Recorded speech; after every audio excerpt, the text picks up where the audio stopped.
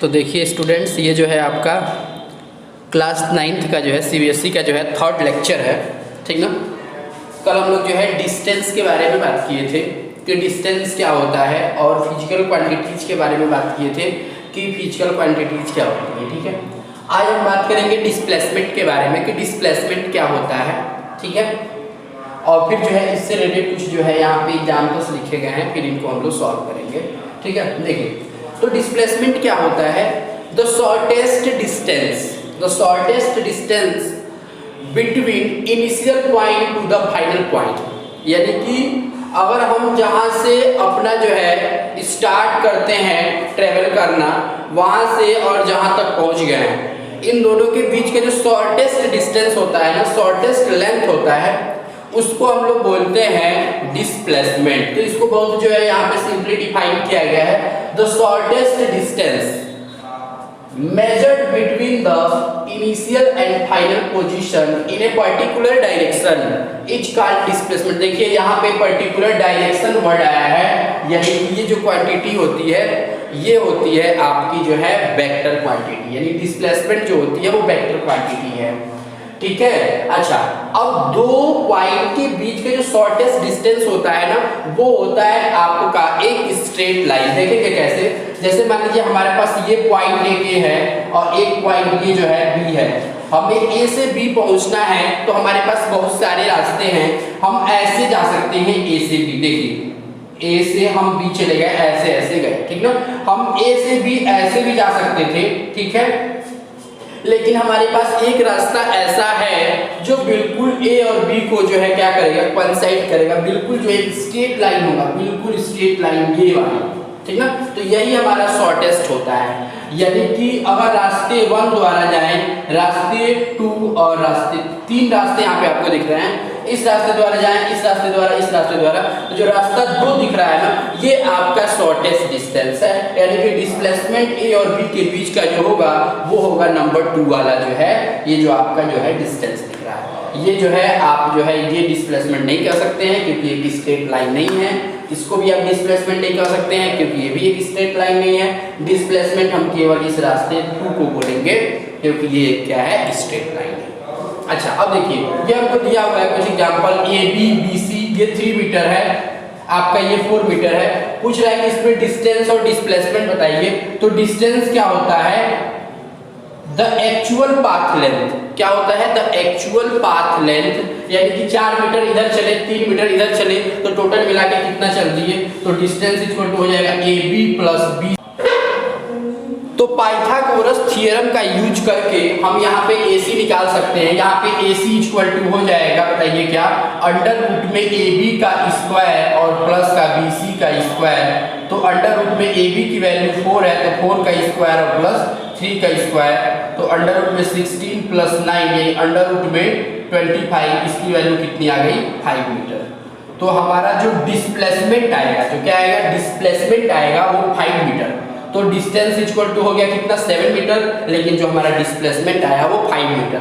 एक चीज ध्यान देंगे हमेशा कि जो डिस्टेंस की वैल्यू होती है ना, वो हमेशा डिस्प्लेसमेंट से बड़ी होती है, किसी किसी केस में बराबर भी हो सकती है, तो इसको ध्यान रखना है आपको, ठीक है। ऐसे ही हमारा सेकेंड प्रॉब्लम कह रहा है कि सेकेंड प्रॉब्लम में जो है हम एक सेमी सर्कुलर पाथ पे चल रहे हैं जिसकी रेडियस 14 मीटर है। तो कल इसमें हम लोग डिस्टेंस निकाले थे, डिस्टेंस क्या हो जाएगा, बताइए, डिस्टेंस इक्वल टू हो जाएगा क्या, बताइए, डिस्टेंस इक्वल टू हो जाएगा पाई इंटू आर, क्योंकि टोटल होता है 2 पाई आर, तो यहाँ पे आपका जो है आधा ही केवल चल रहा है, तो क्या हो जाएगा पाई आर।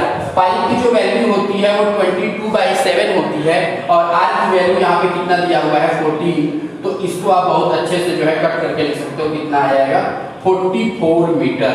तो आपका डिस्टेंस जो आ गया वो 44 मीटर आ गया।